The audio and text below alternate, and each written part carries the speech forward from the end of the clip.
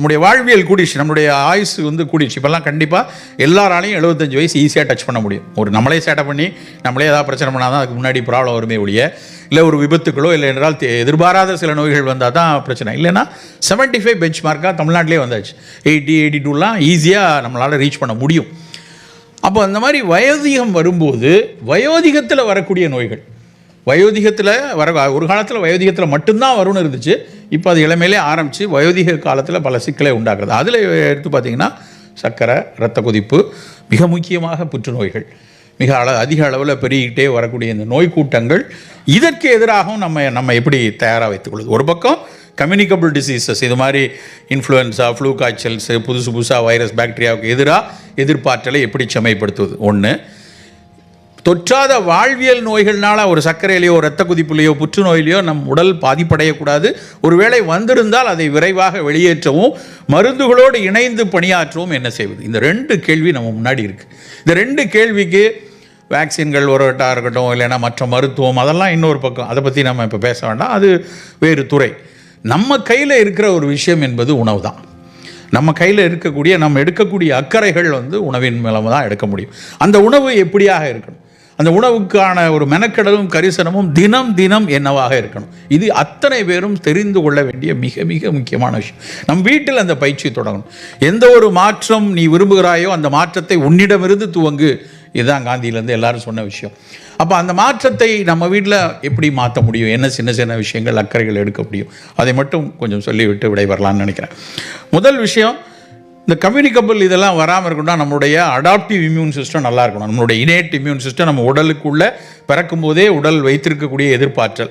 அடாப்டிவ்ங்கிறது ஒரு கிருமி வருது, இல்லைன்னா ஒரு தொற்று, ஏதாவது ஒரு பாக்டீரியாவோ வைரஸோ, இல்லை என்றால் ஒவ்வாமை கொடுக்கக்கூடிய ஒரு புரதம் ஒரு போலன்லேருந்து வருது, இல்லை ஏதோ ஒரு கெமிக்கல் மோந்துட்டோம், ஏதோ ஒரு வாசனையில் அது உள்ளே வந்த ஒரு ரசாயனம், அதற்கு எதிராக நம் உடல் எடுக்கக்கூடிய இது வந்து அடாப்டிவ் இம்யூன் சிஸ்டம். இது சரியாக இருக்கணும்னா முதல் விஷயம் புரதம் மிகச் சரியாக இருக்கும். நம்மக்கிட்ட பெரிய பிரச்சனை உலக நாடுகள் எல்லாத்துலேயும் நீ மொத்தமாக பார்த்தோன்னா இந்தியாவில் நம்ம எடுக்கக்கூடிய புரதத்தினுடைய அளவு மிக மிக குறைவு. நம்ம புரதத்தை நல்லா எடுக்கக்கூடிய பழக்கத்தை சிறு வயதிலிருந்தே நம்ம கொண்டு வரோம். ஒரு மரக்கறி உணவாளர்கள், நான் வந்து வெஜிடேரியன், நான் வந்து மரக்கறி மட்டும்தான் எடுக்கிறேன் அப்படிங்கிறவங்களுக்கு புரதம் அப்படிங்கிறது அதிகம் கிடைக்கக்கூடிய விஷயம் வந்து நம்மளுடைய பயிர்களும் தானியங்களும் தான். நம்மளுடைய ஒரு நாள் பயன்பாட்டில் அந்த பயிர் எடுத்து பார்த்திங்கன்னா ரொம்ப கம்மியாக தான் இருக்கும். இல்லை சார், நான் தினம் பருப்பு போட்டு சாப்பிட்றேன், சாம்பாரில் பயிர் இருக்குது, அளவு எடுத்து பாருங்கள். நம்மளுடைய என்னுடைய எடை வந்து 70 கிலோ. 70 கிலோவுக்கு வந்து 70 கிராம் வந்து புரோட்டீன் வேணும். 1 கிலோவுக்கு 1 கிராம் புரோட்டீன் வேணும். இப்போ நீங்கள் ஒவ்வொருத்தரோட எடையை நீங்கள் யோசிச்சுக்கோங்க. உங்கள் எடைக்கு ஈக்குவலாக அந்த கிராம் புரோட்டீன் நம்ம எடுக்கிறோமா காலையிலேருந்து? புரோட்டீன் மட்டும் எடுத்தீங்கன்னா இப்போ நீங்கள் சாம்பாரில் போடுறதுன்னா எவ்வளோ வந்துடும்? உங்களுக்கு பரிமாறப்படக்கூடிய சாம்பாரினுடைய அளவில் அந்த தோரம் பருப்பு எத்தனை வந்துட 2 ஸ்பூன் இருந்தணுமா, இல்லை 3 ஸ்பூன் இருந்தணுமா, அவ்வளோதான் இருக்கும். அது 3-4 ஸ்பூன் 20 கிராம் எடுத்திங்கன்னா அதில் 18% தான் புரோட்டீன். ஸோ 20 கிராமில் 18%னா வெறும் 3.5 கிராம் 4 கிராம் தான் புரதம் அதில் வரும். சாம்பாரில் அவ்வளவு. பருப்பே ஒரு இதாக வச்சு எவ்வளோ 25-30 கிராம் பருப்பு வரும். அந்த 30 கிராம் பருப்புலேயும் அகைன் 20% தான் பயிர். ஸோ மொத்தத்துக்கு 10 கிராம் கூட நமக்கு கிடைக்காது. ஆனால் நமக்கு தேவையோ 50 கிராம், மீதி 40 கிராமுக்கு எங்கே போகிறது? பெரிய பெரிய டப்பாவில் கடையில் விற்கிறானே சார், அதை போய் வாங்கி 2 ஸ்பூன் 4 ஸ்பூன் போட்டுக்கலாமான்னா அது தப்பு. அது வந்து நோய்வாய்ப்பட்ட நிலையில் வேறு புரதமே இல்லைங்கிற அடிப்படையில் நீ வேணால் மருத்துவர் பரிந்துரைத்தால் எடுத்துக்கொள்ளுங்க. மற்ற நேரங்களில் நாம் தான் தேடி எடுக்கணும். நம்ம கண்டிப்பாக நம்ம கையில் இருக்குது சுண்டலில் நீங்கள் எடுத்திங்கன்னா ஒரு சிவப்பு கொண்டக்கடலை, ராஜ்மா பயிறு, வெள்ளை கொண்டக்கடலை எல்லாம் வந்து சர்க்கரை வியாதிக்கும் மிகச்சிறப்பு. அது வேகமாக சுகரை ஏற்ற விடாது. ஸோ நல்ல ஒரு கொண்டக்கடலை வந்து ஒரு 100 கிராம் 120 கிராம் நம்ம எடுக்க முடியும். அது காலையில் கொஞ்சம் எடுத்துக்கலாம், சாயந்தரம் சுண்டலாக எடுத்துக்கலாம். சோயா 35-40 கிராமுக்கு மேலே வந்து சோயாவில் மட்டும்தான். ஈவன் சில சோயா 50 கிராம்லாம் சொல்கிறாங்க. 50% வந்து சோயாவில் வந்து இது இருக்குது, ப்ரோட்டீன் இருக்குது. அதிலே இருந்து எடுக்கக்கூடிய தோஃபுங்கிற பன்னீர், இல்லை நம்ம பாலிலிருந்து எடுக்கக்கூடிய பன்னீர், இது எல்லாத்துலேயும் புரதம் இருக்குது. நம்ம we should ensure our children, our family should get adequate protein. இதுதான் ஃபஸ்ட்டு. இந்த ப்ரோட்டீன் சரியாக இருந்து கொண்டே இருந்ததுன்னா லாங் டேர்மில் நமக்கான எதிர்பார்த்தல் கொஞ்சம். ஏன்னா ப்ரோட்டீன் தான் 2 வேலை செய்யும். ஒன்று மசில் பில்டர்ஸ், நம்ம உடல் திசுக்கள் நல்லா வச்சுக்கிறதுக்கு அதுதான் ரொம்ப முக்கியம், அது மசில் பில்டர்ஸ். 2வது இம்யூன் பில்டர்ஸும் அதுதான். எதிர்ப்பாற்றலை கொடுப்பதும் அந்த புரோட்டீன் தான். ஸோ தினம் அடிக்குவேட்டாக அந்த புரதத்தை நாம் எடுத்துக்கொள்கிறோமா, இது ஃபஸ்ட். ரெண்டாவது வந்து நம்ம உடலுக்கு போராடக்கூடிய தன்மையும் கழிவுகளை வெளியேற்றக்கூடிய ஒரு விஷயமும் உடம்புல நடக்கக்கூடிய மெட்டபாலிசத்தில் அங்கங்கே வந்து ஆக்சிஜன் கூறுகள் செல்லுகளுக்கு இடையில போய் தங்குறதுனால தான் பல செல் அழிவுகள் நடக்குது. அதை மாற்றணும்னா ஆன்டி ஆக்சிடென்ட்ஸ் வேணும். நல்ல ஆன்டி ஆக்சிடென்ட் வேணும் அப்படின்னா கலர்டு ஃப்ரூட்ஸ் எடுக்கணும். நல்ல மாதுளம்பழம், சிகப்பு மாதுளை, நல்ல நவ்வாப்பழம். ஏன் கவுனியை கொண்டாடுறோம்? கவுனியில் இருக்கக்கூடிய அந்த கருமை நிறத்துக்கு பின்னாடி ஆந்தோசைனின் அப்படிங்கிற ஒரு பொருள் இருக்குது. அந்த anthocyanin one of the best antioxidant. அதனால தான் கவுனின்னு திரும்ப திரும்ப சொல்லிக்கொண்டே இருக்கிறோம். அதை நம்ம எடுத்துக்கலாம். சிவப்பரிசி ஏன் மாப்பிள்ளை சம்பா?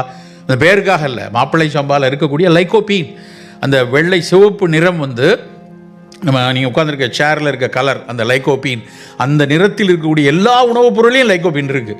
மாதுளையில் இருக்குது, மிளகாவத்தில் கூட இருக்குது. அதுக்காக மிளகாத்தில் பொரியல் பண்ணி சாப்பிட முடியாது. அந்த மிளகாவத்தில் இருக்கக்கூடிய மற்ற பொருட்கள் நம்ம வயிறை புண்ணாக்கிறோம். அதனால் சிகப்பு மாதுளை எடுக்க சொல்கிறோம், சிகப்பு அரிசி எடுக்க சொல்கிறோம். ஒரு விஷயம் தெரியுமா, அந்த லைகோபீனை தனியாக வணிகம் பண்ணுறாங்க. நான் வந்து அது எங்கிறதெல்லாம் பிரிக்கிறாங்கன்னு ஒரு ஆய்வு செய்து பார்த்தேன். பெரும்பாலும் சிகப்பு அரிசியிலேருந்து தான் பிரிக்கிறாங்க. அரிசியை விளைய வச்சு அதிலிருந்து சிகப்பு நிறமியை பிரிக்க வச்சு அதை வந்து எனக்கு தெரிஞ்சு அதனுடைய விலை $1300 அதனோட 1 கிலோ லைகோபீனோட விலை. அதை வாங்கி சாப்பிட்றதா அப்போ இருக்கட்டும். சிவப்பரிசி நம்ம சாப்பிட்டு போகிறோமா, என்ன வந்தது? நல்ல மாப்பிள்ளை சம்பா, கேரளாவில் இருக்கக்கூடிய ஞவரா அப்படின்னு ஒரு வெரைட்டி உண்டு, ஞவரா அரிசி, மட்டை அரிசிம்பாங்க. இது மாதிரி சிகப்பு நிறமுள்ள அரிசியை, தில்லை நாயகம் அப்படின்னு ஒரு அரிசி, தில்லை நாயகம்ங்கிறது மதுரை பகுதியில் இருக்குது. ரத்தசாலி, ஆயுர்வேதத்தினுடைய மூல புத்தகங்கள் எல்லாம் அது நிறத்துக்காக அந்த பேரை அவங்க கொடுத்துருக்காங்க, ரத்தசாலி அரிசி. இங்கே விளையுது. அதெல்லாம் புட்டுலாம் செஞ்சால் அவ்வளோ, எங்கள் வீட்டில் ஒய்ஃப் செஞ்சிருந்த ஒரு தடவை புட்டு, ரத்தசாலி புட்டு, அவ்வளோ நல்லா இருக்குது டேஸ்ட். மிகச்சிறப்பாக சிவப்பரிசியில் செய்யக்கூடிய புட்டு. அது மாதிரி நம்ம வந்து உணவில் இந்த நிறமி சத்துள்ள விஷயங்களை உங்களோட காலை உணவுகளில் ஒரு பக்கம் புரதம், இன்னொரு பக்கம் அந்த சிகப்பு கருநீல நிறமுள்ள பழங்களோ இல்லை நம்ம தானியங்களோ அதை வந்து நம்ம எடுத்துக்கொள்வது முதல் டேக் ஹோமாக வைத்துக்கொள்ளணும். இன்றைக்கி வந்து நம்ம காலை உணவில் இதை வந்து நம்ம எடுத்துக்கொள்ளக்கூடிய ஒரு பழக்கத்தை கொண்டு வந்தோம். ஒரு நல்ல சுண்டல், பல தானிய சுண்டல், என்ன வேணாலும் இந்த மாதிரி நான் சொன்னேன், எந்த பயிராக இதை இப்படி தான் பண்ணணுமா, வெங்கடேஷ் பட்டு இப்படி தான் சொல்லியிருக்காரு அதுதான் எடுக்கணும்லாம் இல்லை. எந்த உங்கள் பாட்டி, உங்கள் தாத்தா, அம்மா, அப்பா, சித்தப்பா யார் சொல்லி கொடுத்தாலும் பண்ணுங்கள். அதை வைத்து நம்ம வீட்டில் வைத்து செய்யணும். சில பேர் சொல்லுவாங்க, சார் சுண்டல் சாப்பிட்டா வாய்வு ரொம்ப வருது, கேஸ்ட்ரிக் வந்துடும், அதுக்கு தான் இஞ்சியை போட்டுக்கணும், புதினா போட்டுக்கணும், கருவேப்பிலை துவையல் போட்டுக்கணும், சீரக தண்ணியை குடிச்சிக்கலாம், ஓமத்தூளை மேலே போட்டுக்கலாம். இது எல்லாத்தையும் விளக்கிறோம். நம்ம எப்போவுமே ஒரு டக்குன்னு ஒரு ப்ரிஜிடியூஸ்டு மைண்டுக்குள்ளே போயிடுறோம். எனக்கு இது ஒத்துக்காது, எனக்கு இது வராது அப்படின்னு நம்ம ஒரு முடிவு பண்ணிவிட்டு அது சாப்பிட்றதே இல்லை. அப்படி இல்லாமல் அதுக்கு என்ன ஒரு அதை நீக்குவதற்கு என்ன செய்யலாம் இருக்கும். கேஸ்ட்ரைட்டிஸ் இருக்கிறவங்க அதே மாதிரி ஒரு சீரகத்தூளையோ ஓமத்தூளையோ போட்டு இல்லை கருவேப்பிலை இதை வச்சு இஞ்சியை வைத்து அதை சாப்பிட்டோன்னா புரதமும் கிடைக்கும், அந்த ஜீரணமாகக்கூடிய தன்மையும் மிகச்சிறப்பாக கிடைக்கும். இது ரொம்ப முக்கியமாக வச்சுக்க வேண்டியது.